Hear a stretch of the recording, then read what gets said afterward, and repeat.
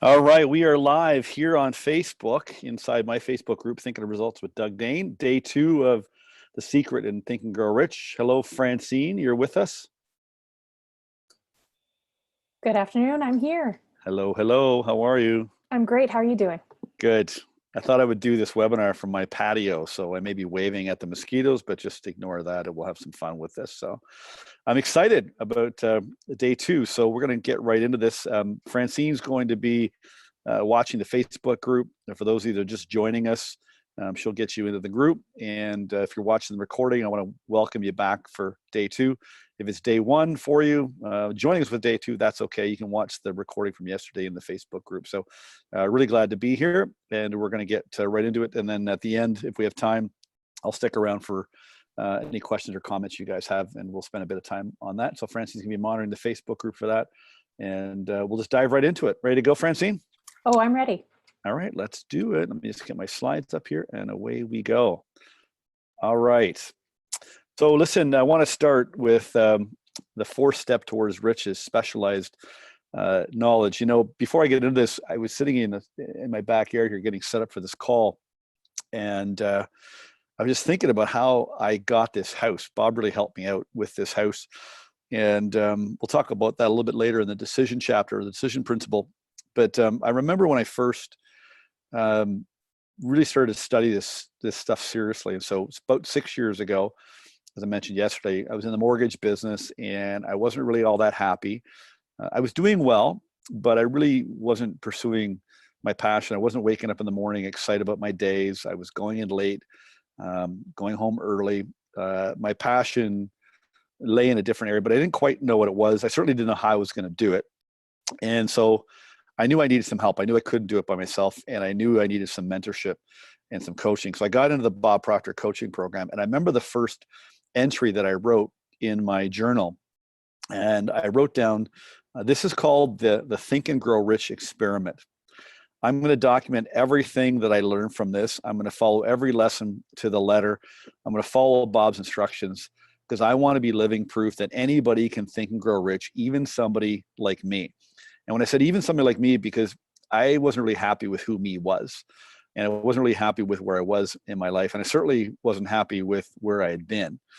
And so I thought, I'm going to really approach this as a bit of a scientist, as a good student, and I wanted to be living proof that this could actually work for me, but also could work for others. And that was something I did years back when my story went public, and I was on stage talking to different audiences. I remember one of my mentors saying to me, he said, Doug, you have no right to get up there and tell people what to do unless you're walking the talk. And so for me, I've always wanted to be walking the talk. I've never wanted to hand out advice unless I had, cognitive or experiential learning that I could share with others. So that's really the motive for when I started this coaching program. I wanted to prove that anybody could think and grow rich. And if you said to me back then when I got into the coaching program, trying to find something new to do after my mortgage business, that I'd be working with Bob Procter, being friends with Bob Procter. I mean, I was down to Bob's 85th birthday for a small intimate gathering in Las Vegas on the July 4th weekend. If you told me, I'd be doing the things that I'm doing, if you told me I'd be doing a webinar like this, teaching the secret of Think and Grow Rich, I would have thought you were nuts. And so there really is a formula in this book, a secret. And if you put the recipe together, you just can't imagine how your life can change. Remember when Bob said at the beginning, he goes, Doug, you're going to need a telescope to look back on where you've come from. And I go, yeah, sure, whatever, Bob. But it's true. If I look back now, even a short time, I need a bit of a telescope just to see how much things have changed for and continues to change. And I owe it all to what's in here, but I really owe it to Bob and the way that he teaches what's in here. And I think that's important and essential, is that we need good teachers and strong mentors, people that will hold us accountable, people that will set us straight, and people that will inspire us and lead us to believe in us, what we believe we're capable of, but we're afraid to act on it. And so I hope I can do that for you from yesterday, today, and tomorrow. And for those of you who want to work with me, I'd love to work with you and do the same thing for you that I have the benefit of doing for others, but also that I've had the great privilege of having that from Bob Procter. So anyway, let's get into it. So specialized knowledge. I love this chapter. So the first three principles was desire, faith, and autosuggestion. So you've got to build up a burning desire for what it is you want. You have to have faith. You have to believe that you can do it and achieve it. And in order to develop that faith, it's a repetition of affirmations of orders to your subconscious mind through the process of autosuggestion. But what you are going to need is you are going to need specialized knowledge. So the chapter is called Specialized Knowledge, Personal Experiences, or Observation, the fourth step toward riches. So again, I'm just going to take some of my highlights from the book here and go through it with you in the next 20 minutes or so. So there's two kinds of knowledge. One is general and the other is specialized. Knowledge will not attract money unless it's organized and intelligently directed through practical plans of action to the definite end of accumulation of money. And so the key is to organize and intelligently direct knowledge. Okay, millions of people who falsely believe that knowledge is power. It's nothing of the sort. Knowledge is only potential power. It becomes power only when and if it's organized into definite plans of action and directed to a definite end. And in the autosuggestion chapter and the desire chapter, he talks about how you have to it's the fourth step in the process of transmuting your desire to riches. Is you've got to create a definite plan and you've got to back it by continuous action. So it's definite plans of action, organized and intelligently directed. Before you can transmute desire into its monetary equivalent, you will require specialized knowledge of the service, merchandise, or profession which you intend to offer in return for the money. And this is where people get hung up because they go, I don't have the knowledge. I don't have the specialized knowledge. I got no experience. Like I had no experience coming into this business. And that holds us back. We think that we have to be the ones in possession of the specialized knowledge. And that's not true. So that's really good news. Perhaps you need much more specialized knowledge than you have the ability or the inclination to acquire. And if this should be true, you may bridge your weakness through the aid of your mastermind group. So that's another principle in the book, is forming a mastermind, which we'll talk about when we get to that chapter. But that's how you bridge the weakness between your specialized knowledge that you possess and the specialized knowledge you need in order to get to the goal. The accumulation of great fortune calls for power, and power is acquired through highly organized and intelligently directed specialized knowledge. But that knowledge does not necessarily have to be in the possession of the man or the person who accumulates the fortune. And so in this chapter, he talks about Henry Ford and Andrew Carnegie, who Carnegie had no knowledge of the making and marketing of steel, yet he built up a company to be the largest steel company in the world and the richest man in the world. Henry Ford, same thing. He just surrounded himself with people that had the specialized knowledge that he did not possess. And there's a great story in the chapter about how Henry Ford was labeled an ignorant pacifist by newspapers. He took the newspapers to court. I won't spoil the story for you, but you can read it. The point is that you don't have to be in possession of the specialized knowledge. You just need to organize it and then direct it. The person who stops studying merely because he's finished school is forever hopelessly doomed to mediocrity, no matter what may be his calling. The way of success is the way of continuous pursuit of knowledge. And what we teach you is the continuous pursuit of knowledge about how your mind works, how goal achievement works, how you take an idea in your mind and make it a physical reality, much like what this guy did when he created this, okay? There is knowledge that you need to possess and become aware of. So let's talk about imagination. This is probably my favorite chapter, imagination, the workshop of the mind. Now, when we were little, we had wonderful imaginations. We had very strong intuition. We were very confident in what we were doing. We didn't need anybody to tell us or direct us. We didn't need any approval. We just went out there boldly and did what we wanted to do. And if you have young children, you know what I'm talking about. They're very persuasive. They're very creative. When they want something, they come up with any kind of way to get it. If you say no, they go back to the drawing board and they come back again. Anybody with young kids knows what I'm talking about. I think of my daughter Eden, and she's 16 now. She's still very, very creative in trying to get what it is that she wants. And so this is the fifth step. The imagination is literally the workshop wherein are fashioned all plans created by man. The impulse, the desire, is given shape, form, and action through the aid of the imaginative faculty of the mind.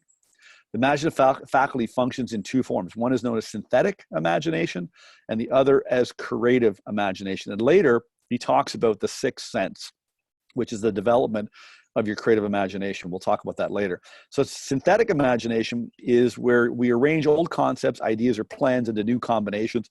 The faculty creates nothing. It merely works with the material of experience, education, and observation with which it is fed. It's the faculty most used by the inventor. So Thomas Edison, of course, is referenced a lot in Think and Grow Rich. And there was a great example of all the inventions he created using his synthetic imagination. However, when he created the light bulb, he actually used a combination of both synthetic and creative. And if we have time, I'll tell you that story. So creative imagination. The faculty of the creative imagination, the mind of man has direct communication with infinite intelligence. Now, really listen carefully, because in this chapter, he again reveals how the plans and ideas show up to get you where you want to go. So remember yesterday in the faith chapter, we were talking about how to develop faith through the process of auto-suggestion. The repetition of affirmations passes back to you belief. You act on the belief. It passes back to you in the form of faith, followed by definite plans for procuring that which you desire. And so he goes in here again a bit deeper and talks about how the how shows up. So again, through the faculty of your creative imagination, the mind of man has direct communication with infinite intelligence. It's the faculty through which hunches and inspirations are received. It's by this faculty that all basic or new ideas are handed over to man. Now, you've all gotten hunches and inspirations. For me, I get them in the shower, and I usually get them when I'm driving or when I'm just sitting in a relaxed state. Edison was known for taking naps when he was faced with a problem with an invention. And so he understood how his mind worked, that your mind only works in a relaxed state. And so you've all had hunches and inspirations come to you. You may not have acted on them, but you've all had them. So it's through this faculty that thought vibrations from the minds of others are received. It's through this faculty that one individual may tune in or communicate with the subconscious minds of other men. Now, if you have a lack of understanding of this, you might think that's just the nuttiest thing you've ever heard. So what, I can like tune in the minds of other men? You can. Now, we talk about the subconscious mind and the brain. We're going to talk a little bit about Marconi, who invented the radio, and how he transmitted sound. Well, your mind works exactly the same way. You literally can tune in to the minds of other people. And you've done it before. Just think of a time when you've thought of somebody and then like the next day they phone you, or you bump into them or something like that. So you are constantly communicating with the minds of other people. The creative imagination works automatically in the manner that's described in subsequent pages. This faculty functions only when the conscious mind is vibrating at an exceedingly rapid rate, as for example, when the conscious mind is stimulated through the emotion of a strong desire. And so the idea is that if you sit down every day and you really get pictured on your goal and your wants, and you start to feel that desire, you get connected with the feeling and the picture of your future life and your future self, and then you sit there and just relax, you're now vibrating, your conscious mind is now vibrating in frequency or on the same frequency as the want or the goal, and then that's how ideas start to show up for you. He said the creative faculty becomes more alert, more receptive to vibrations from the sources mentioned in proportion to its development through use. This statement is significant. Ponder over it before passing on. Okay, so the more you use it, the more receptive it becomes. Now, we got talked out of using our imagination as we got older. Keep in mind, as you follow these principles, the entire story of how one may convert desire into money cannot be told in one statement. The story will be complete only when one has mastered, assimilated, and begun to make use of all the principles. So you have to use all of these principles combined. As I said, it's a recipe. Now, they're not complicated. Even so far, in the first 5 we've covered, they're not complicated. They're very easy to understand, but it's the repetition of understanding them that causes you to assimilate and put them together and make use of them in one formula. If you're one of those people who believe that hard work and honesty alone will bring riches, perish the thought. It's not true. Riches, when they come in huge quantities, are never the result of hard work. Riches come, if they come at all, in response to definite demands based upon the application of definite principles and not by chance or luck. And what he's referring to is the definite principles in this book and the demands that you place on your mind to give you the answers and the ideas to take the idea that's in your mind and make it a physical reality. Organized planning, the crystallization of desire into action. In the book here, I don't really have any notes on it, but this is it is the longest chapter in the book, and it gets into some really key things that you want to study. So he's got the 10 major causes of failure in leadership. You want to be able to lead yourself, the major attributes of leadership. He covers off the sources of failure. So it's a very important chapter that you want to spend time reading. I'm just flipping through here to find something I wanted to highlight, if I can bring it up. I'm flipping here. As you can see, it's a long chapter. He talks about your QQS rating, 30 major causes of failure. And you're going to see one of the biggest causes of failure is indecision, which we're going to talk about the decision chapter a little bit later. Okay, so organized planning, this gets into really the crystallization of desire into action. So a very, very important chapter. Decision, funny how that principle follows the organized planning. So decision, the mastery of procrastination. And I think procrastination is one of the biggest problems that many of us face. I know I did for the longest time. If any of you watched the paradigm shift on the July long weekend, Canada long weekend, the last day, Bob went through 8 steps to a paradigm shift. And he talked about decision, and he talked about a story about me when I met him. If you haven't a chance to watch it, you can, but I'll tell you that story another day. It really changed my life, and it's a really good story, an example of how procrastination can really hold you back. So he said, accurate analysis of over 25,000 men and women who had experienced failure. So all the people that he, researched and met and studied and spoke to through the putting together of this book, disclosed the fact that lack of decision was near the head of the list of the 30 major causes of failure. This is no mere statement of theory. It is a fact. Procrastination, the opposite of decision, is a common enemy which practically every person must conquer. Analysis of several hundred people with accumulated fortunes well beyond the $1 million mark. He's talking about the people in the book, Edison and Ford and others, disclosed the fact that every one of them had the habit of reaching decisions promptly and of changing these decisions slowly if and when they were changed at all. People who fail to accumulate money, without exception, have the habit of reaching decisions, if at all, very slowly, and of changing decisions quickly and often. So decision is so important. Like, this is a magic move that all of us need to learn to make. It's so powerful. If you're influenced by the opinions of others, you'll have no desire of your own. Just read that again. If you're influenced by the opinion of others, you'll have no desire of your own. We've been brought up to ask people their opinion. What do you think I should do? What do you think I should do? You get an idea and you go bounce it off and go, hey, what do you think about this idea? Now, their own paradigms and their own mental junk is going to get in the way of them seeing what it is that you see. So what you'll learn through this book, what I've learned is I don't need the opinion of other people, okay? I do need specialized knowledge, which I can acquire, but I don't go to people for their opinions.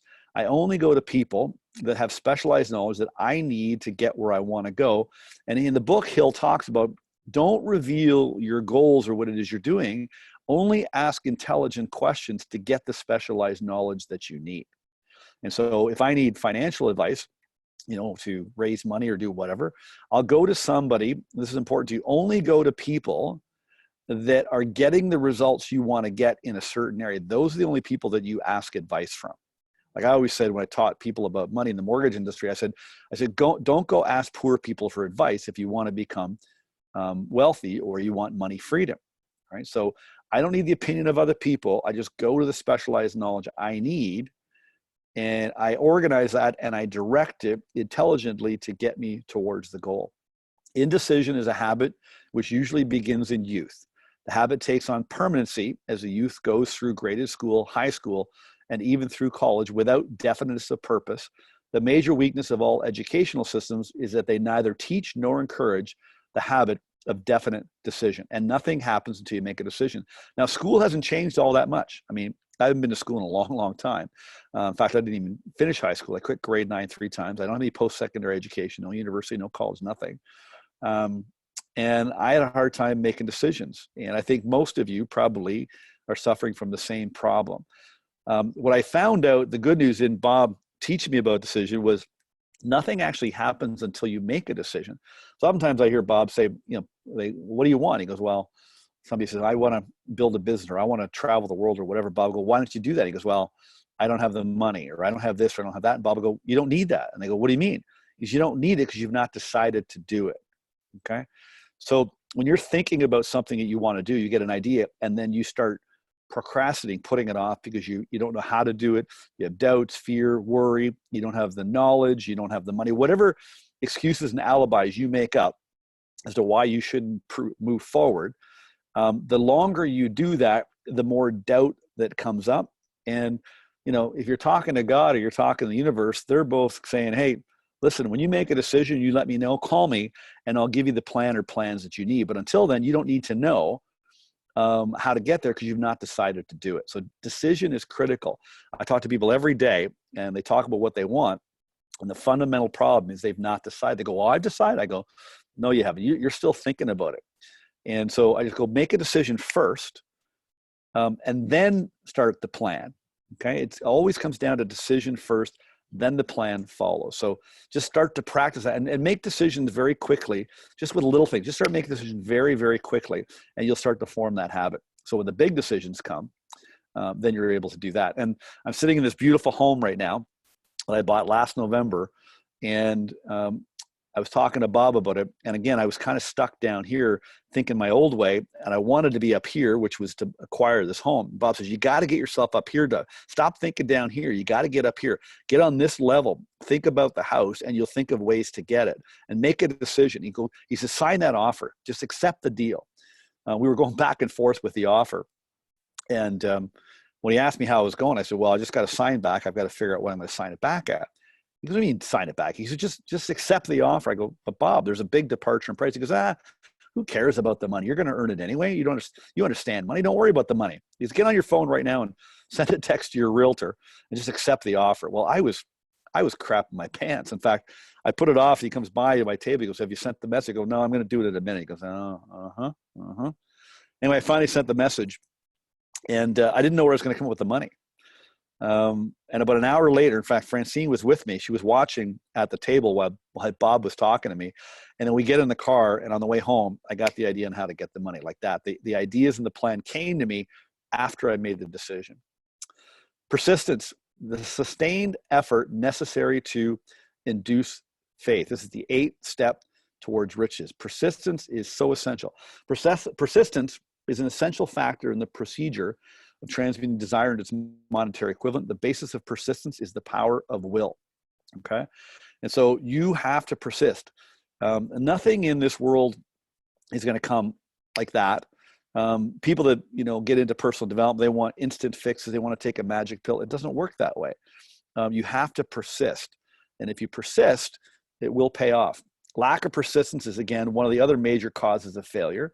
Moreover, experience with thousands of people has proven that lack of persistence is a weakness common to the majority of men. It is a weakness which may be overcome by effort. The ease with which lack of persistence may be conquered will depend entirely upon the intensity of one's desire. So we're back to desire here again. Okay, you've got to build yourself up to a desire of your want. All right, so you got to develop the belief. You got to make a decision. You got to acquire the specialized knowledge. And through the use of autosuggestion, you're going to keep repeating over and over and over the picture of what it is you're trying to do. And that will build up your desire. And the stronger your desire, the more you're going to persist. And he talks about how to develop persistence in the book. This is a 4-step process. And I'll let you read that on your own. The ease with which the starting point of all achievement is desire. Keep this constantly in mind. Weak desires bring weak results. Just as a small amount of fire makes a small amount of heat. If you find yourself lacking in persistence, this weakness may be remedied by building a stronger fire under your desire. So it all comes back to creating that burning desire. He goes on here. He says, poverty is attracted to the one whose mind is favorable to it, as money is attracted to him whose mind has been deliberately prepared to attract it, and through the same laws. All right. So if you're struggling in any area of your life, let's say it's money, you're attracting that to it. You can attract the money to you using the exact same laws. So what you're attracting to you that you don't want, it's the same laws that attract to you what you do want. Poverty consciousness will voluntarily seize the mind which is not occupied with the money consciousness. So you've got to develop a money consciousness, again, through the process of autosuggestion. A poverty consciousness develops without conscious application of habits favorable to it. Okay, just read that again. A poverty consciousness develops without conscious application of habits favorable to it. And so some of the habits you need to form is writing out your goal every day, stating affirmations out loud, using the process of autosuggestion of your goal, affirmations of who you are, your strengths, your qualities, your self-image, the beliefs that you need to have in order to get to the goal. Okay, this is the conscious application of certain habits or certain things that you need to do to put this recipe together to create what it is you want to create. The money consciousness must be created to order unless one is born with such a consciousness. And so if you were born into, say, Warren Buffett's family, or if you've been born into Carnegie's family at the time this book was written, you probably would have no real issues with money. You'd probably have all kinds of money. You wouldn't have any negative connotations towards money. Very few of us are born with that consciousness. And all you got to do is just look around, even just take a look around North America or anywhere in the world for that matter. There's a very small percentage of the population that's earning most of the money. So obviously, people have not been born with such a consciousness. You need to develop it. It has to be made to order. Catch the full significance of the statements in the preceding paragraph, and you'll understand the importance of persistence in the accumulation of a fortune. Without persistence, you'll be defeated. Even before you start, with persistence, you will win. And so he talks in the book, he says, I'm looking out on Broadway as I write this chapter. And he's thinking about people systemically Broadway gives up and he lets them become a star. And so you need to continue to persist in the application of these principles. Like people always ask me in Thinking of the Results, one of the chapters, one of the lessons in Thinking of the Results is how to close your knowing doing gap. And we teach you how to form habits that stick through the process of autosuggestion where you're creating these affirmations. People go, how long should I write this affirmation? I said, you keep writing it and saying it until you no longer have to write it and say it. And you'll know because it just automatically becomes a habit. And you no longer have to auto-suggest it. That's what you need to be persistent. And you're only going to persist if you're going after a burning desire. Ultimately, if you don't have the right goal or you don't have the right self-image, you're very easily going to give up. And then the last step I want to talk about is the power of the mastermind, the driving force. And so in this chapter, he talks about how to form a mastermind. What is a mastermind? And so he defines it here as coordination of knowledge and effort in a spirit of harmony between two or more people for the attainment of a definite purpose. So you only need one person to start your mastermind. If you don't have a formal mastermind, you need to start one. And we teach you how to mastermind properly, how to start a mastermind, how to set up, how to run one. And it's very, very essential that you organize your mastermind. I love what he says here. There exists a great unseen stream of power, which may be compared to a river, except that one side flows in one direction, carrying all who get into that side of the stream onward and upward to wealth. And the other side flows in the opposite direction, carrying all who are unfortunate enough to get into it and not able to extricate themselves from it downward to misery and poverty. Every successful person has recognized the existence of this stream of life. It consists of one's thinking process. Now see, that's in capital. It consists of one's thinking process. The positive emotions of thought form the side of the stream which carries one to fortune. The negative emotions form the side which carries one down to poverty. If you are on the stream of power, which leads to poverty, this may serve as an oar. He was talking about is this book, these principles can serve as an oar by which you may propel yourself over into the other side of the stream. It can serve you only through application and use. Merely reading it won't do it.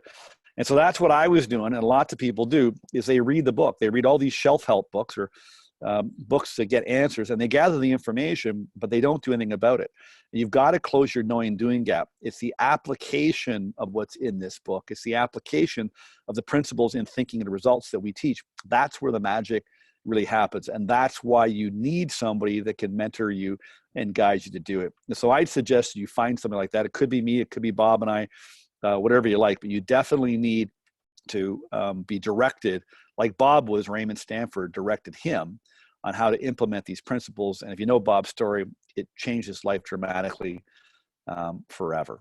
So we're going to leave it off there. And then tomorrow we will get into the 10th principle. So that is it, Francine. If we have any questions or comments for the Facebook group, I can stick around for a couple of minutes. Yeah, sure. Thanks so much for that. That was really great. We do have one question from Sarath Kumar Reveneur. The question is, how do I develop faith to plant my want in the treasury of my subconscious mind?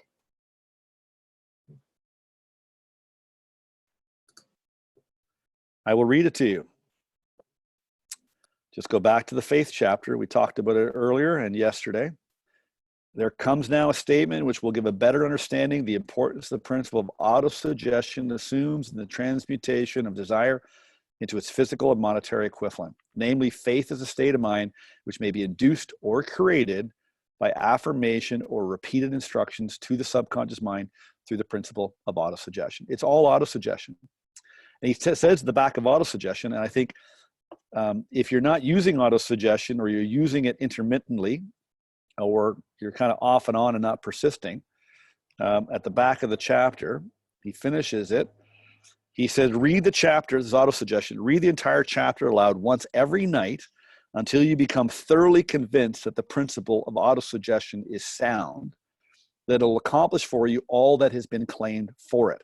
As you read, underscore with a pencil every sentence which impresses you favorably. Follow the foregoing instruction to the letter. It'll open the way for complete understanding and mastery of the principle of success. So take a look at my autosuggestion pages here. See all the highlights? And the more I read it, I keep highlighting more. It's filled with highlights.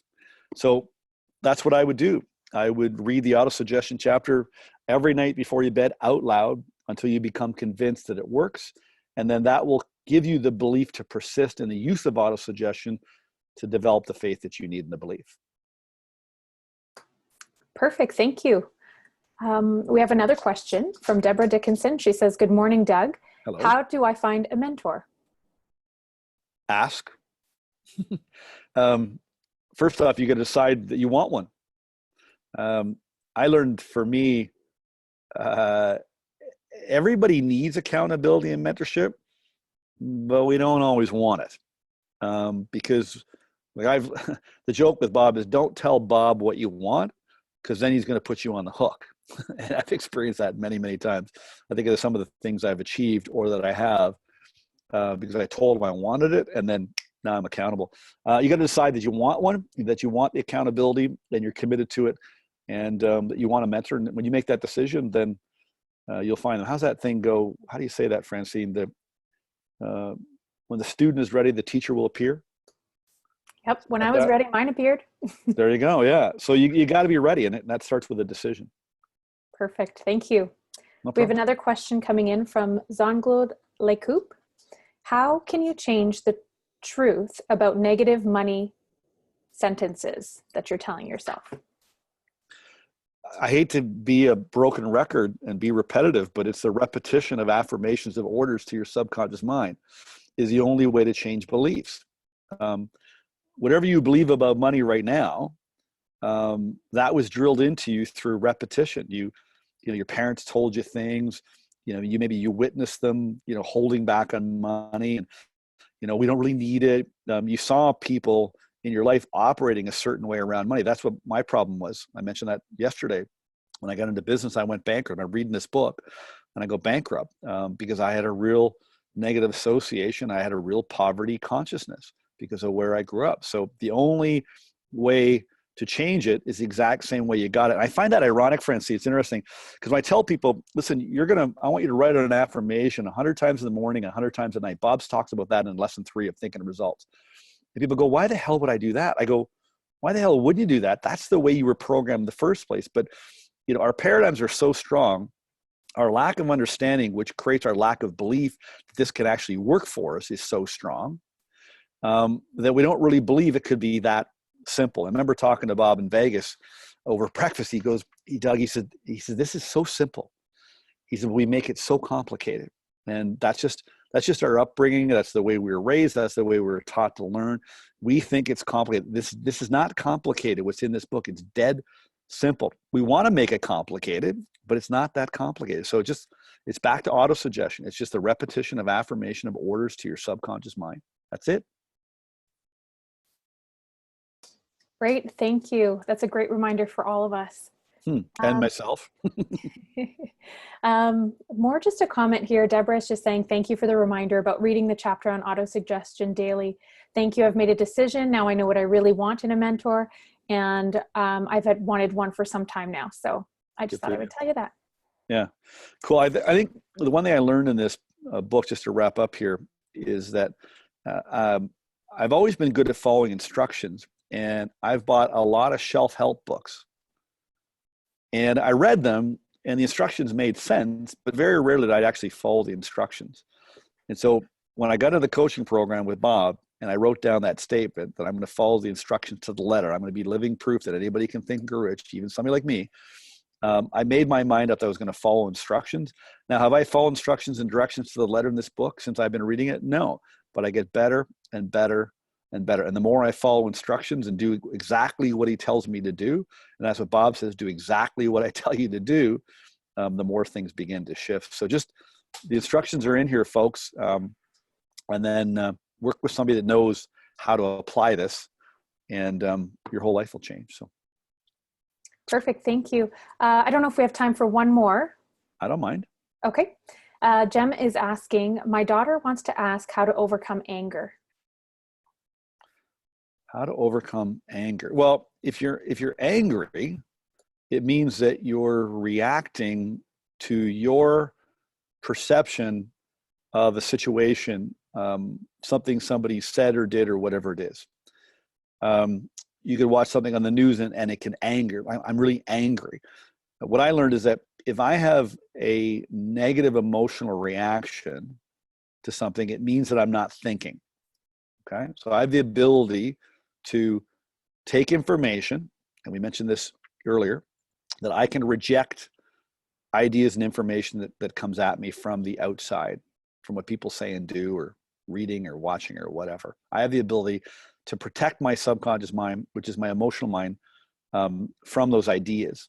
Now, I have that control. I don't always exercise that control, but I do have that control. And I do have a mental faculty called perception, where I can look at that situation and I can decide I can either look for the good or I can look for the bad. And I now know by the law of polarity that everything has a negative and everything has a positive. It's called the law of opposites. So if something is bad, it's making me angry, by law, there has to be something good in it that could cause me to feel a different way. And I have that control and I have the ability. Again, we may not exercise that control, but we do have the ability to do that. And that's just understanding the law and not breaking the law. And that's what we do. We often break the law of polarity, for sure. So I think it's just look at the situation, just think about what's the good, look for the good, and then practice it. It takes practice. All right, great. Thank you. I think that concludes all the questions that I'm seeing here on Facebook. All right. Cool. Thanks for hosting, Francine. And we'll be back here tomorrow, guys, for the last day. I'll wrap this book up. We'll be here 12:30 Eastern Standard Time. And if you enjoy this, please invite people to the Facebook group. Share the link that you had to register to get onto this. We'd love to have more people on here, and I'd love you to share this with people. So by all means, feel free to do that. And I want to thank you for being live. We're here with us.